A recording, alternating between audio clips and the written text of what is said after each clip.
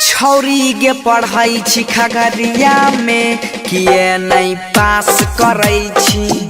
छौरी गे पढ़ाई छी खगड़िया में किए नहीं पास करै छी। आबै छही खगड़िया घूमै छी गे बजरिया तू कवन क्लास करै छी गे कवन क्लास करै छी। बुची गे पढ़ै छी खगड़िया में किए नहीं पास करै छी। छौरी गे पढ़ै छी खगड़िया में किए नहीं पास करै छी। आबै छही खगड़िया घूमै छही बजरिया गे कवन क्लास करै छी किए नहीं पास करै छी। बुची गे पढ़ै छी खगड़िया में किए नहीं पास करै छी। बुची गे पढ़ै छी खगड़िया में किए नहीं पास करै छी। गे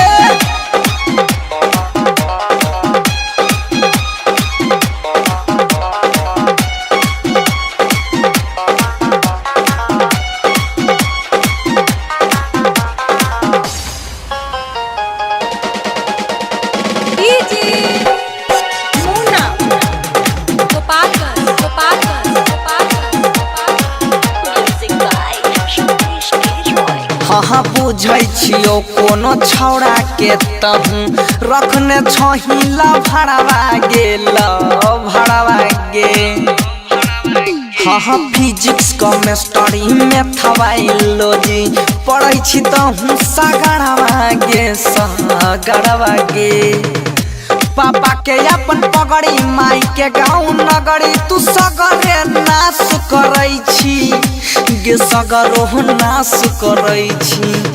छौरी गे पढ़ै छी खगड़िया में किए नहीं पास करै छी। बुची गे पढ़ै छी खगड़िया में किए नहीं पास करै छी।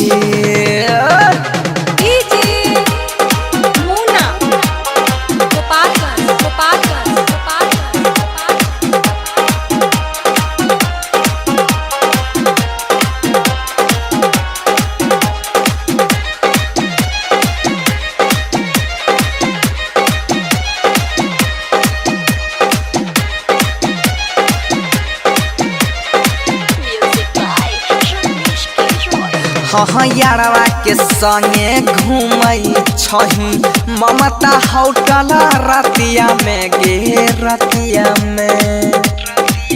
हाँ राइटर सोनू बनसी गावे साचे साचे बतिया में गे बतिया में। मास्टरवा के नाम करै छी बदनाम कुछ न तो खास करै छी गे सबा कुछ नाश करै छी। छौरी गे पढ़ै छी खगड़िया में किए नहीं पास करै छी।